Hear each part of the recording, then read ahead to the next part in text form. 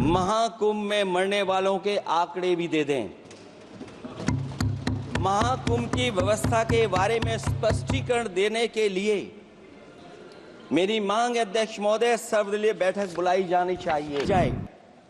महाकुंभ हादसे के शिकार लोगों की मृत्यु, घायलों का इलाज, दवाइयों, डॉक्टर, भोजन पानी, परिवहन की उपलब्धता का आंकड़ा संसद में पेश किया जाए। महाकुंभ हादसे के लिए जिम्मेदार लोगों पर घोर दंडात्मक कार्रवाई हो। जिन्होंने सच छिपाया है उनको दंडित किया जाए। आप देश के परम अभिभावक होने के नाते हमारा आपसे अनुरोध है कि जहां सरकार बजट के आंकड़े लगातार दे रही है, और जब मैंने अभिभाषण पढ़ा अध्यक्ष महोदय, बहुत सारे आंकड़े सरकार ने दिए हैं। आंकड़े देने से पहले महाकुंभ में मरने वालों के आंकड़े भी दे दें। महाकुंभ की व्यवस्था के बारे में स्पष्टीकरण देने के लिए मेरी मांग है अध्यक्ष महोदय, सर्वदलीय बैठक बुलाई जानी चाहिए। महाकुंभ आपदा प्रबंधन व खोया पाया केंद्र की जिम्मेदारी सेना को दी जाए।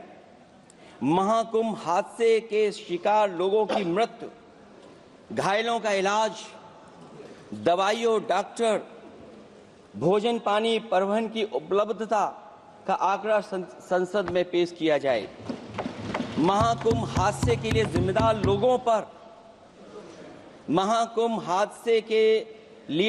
लोगों पर घोर दंडात्मक कार्रवाई हो।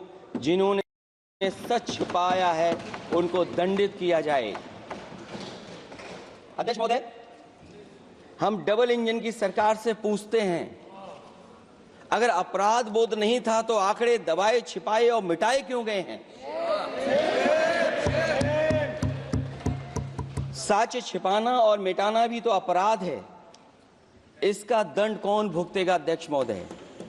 जहां इंतजाम होना चाहिए था वहां प्रचार हो रहा था।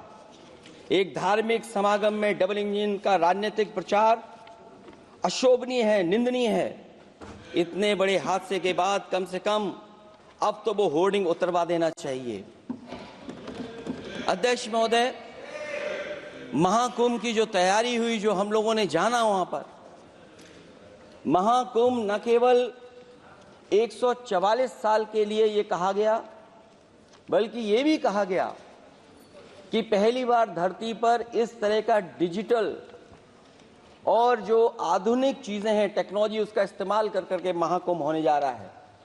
सीसीटीवी, ड्रोन, लाइव स्ट्रीमिंग के आधार पर जिनका दावा था कि वो डिजिटल कुंभ करा रहे हैं, वो मृतकों की डिजिट नहीं दे पा रहे हैं।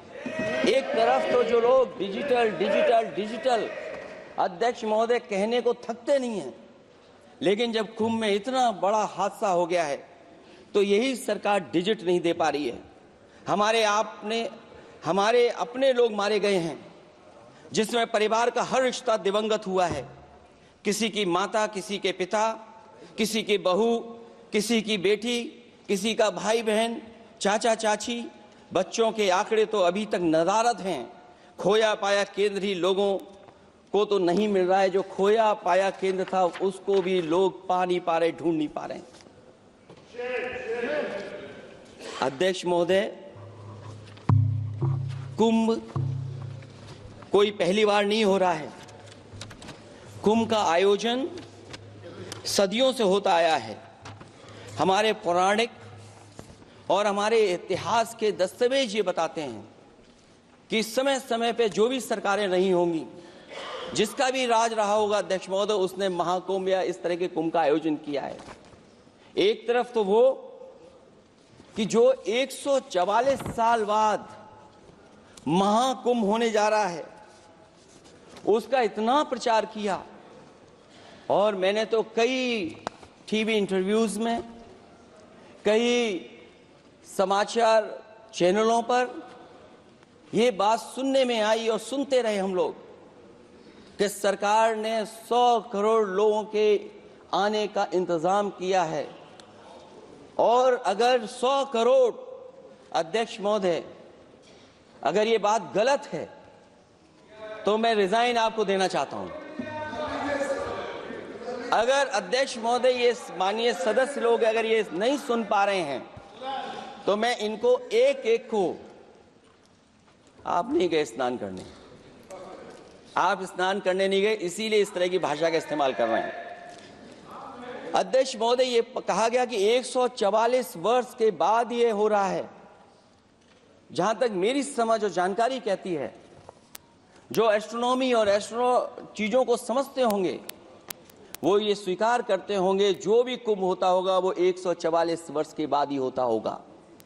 लेकिन ये कहा गया कि नक्षत्र ऐसे हैं, तो मैं अध्यक्ष महोदय सरकार से कहना चाहता हूं कि सतयुग से लेकर के कलयुग तक ये सनातन परंपरा रही है कि संत महात्मा साधु समाज मुहूर्त के हिसाब से शाही स्नान करते हैं। उसमें नक्षत्रों के हिसाब से जो सहयोग बनता है वही शाही स्नान का मुहूर्त होता है।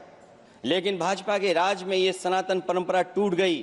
पहले सरकार ने संत समाज को शाही स्नान रद्द करने का आदेश दिया, जिससे अनादिकाल की सनातन परंपरा टूटी। और फिर जब देश भर ने ये बात उठी, देश भर में ये बात उठी, तो उन्होंने हादसे को छिपाकर फिर से आदेश दिया कि अखाड़े शाही स्नान करने जाएं। इससे सरकार ने पावन मुहूर्त के स्थान पर अपने मनमाने समय पर स्नान कराने का आदेश दिया। बात उस दिन या तिथि की नहीं होती है, बल्कि निश्चित मुहूर्त काल की होती है। ये सनातन परंपरा तोड़कर इन लोगों ने अच्छा नहीं किया। और ये क्या परंपरा टूटी है कि नहीं टूटी है, मैं समझता हूं अध्यक्ष महोदय मुझसे बेहतर सामने वाले ज्यादा जानते होंगे इसके बारे में। और जो लोग, अध्यक्ष महोदय, जो हम लोगों ने देखा वहां पर लोग पुण्य कमाने आए थे और अपनों के शव लेकर के गए हैं। चमत्कारी करिश्मा तो ये हुआ है, श्रद्धालुओं के शव मिल गए थे, पर सरकार स्नान करने वाले मरने वालों की बात स्वीकार नहीं कर रही थी। और इससे ऊपर ये बात जो वहां पर और हुई, अध्यक्ष महोदय, जब ये जानकारी हो गई कि कुछ लोगों की जान चली गई, लाशें हैं जो मोर्चरी में पड़ी हैं, अस्पताल में पड़ी हैं, उसके बाद सोचिए सरकार क्या कर रही है। अपने सरकारी हेलीकॉप्टर में फूल भर करके फूलों को डालने का काम किया। सोचिए, ये हमारी कहां की सनातनी परंपरा है। मैं जानना चाहूंगा सदन के माध्यम से हमारे माननीय सदस्य बताएं कि जहां लाशें पड़ी रही हों, न जाने कितनी चप्पलें पड़ी थीं, न जाने कितनी चप्पलें पड़ी थीं, न जाने कितने कपड़े पड़े थे, महिलाओं की साड़ियां थी, कपड़े थे, लेकिन उनको कैसे उठाया गया? उन सबको उठाया गया जेसीबी मशीन से, ट्रैक्टर की ट्रॉली से। उनसे उठा करके कहां फेंका कोई नहीं जानता, लेकिन जब उनको लगा कि वहां से बदबू आ रही है तो यही सरकार के लोग छिपाने लगे हैं। यही आपका महाकुंभ का आयोजन था। और हर बात को छिपाने के लिए न केवल ये लोग मीडिया का सहारा ले रहे हैं, मीडिया का सहारा लेते लेते सुनने में आया है कुछ दबाव और कुछ स्वीटनर भी दिए जा रहे हैं जिससे उनकी खबरें बाहर ना आ जाएं।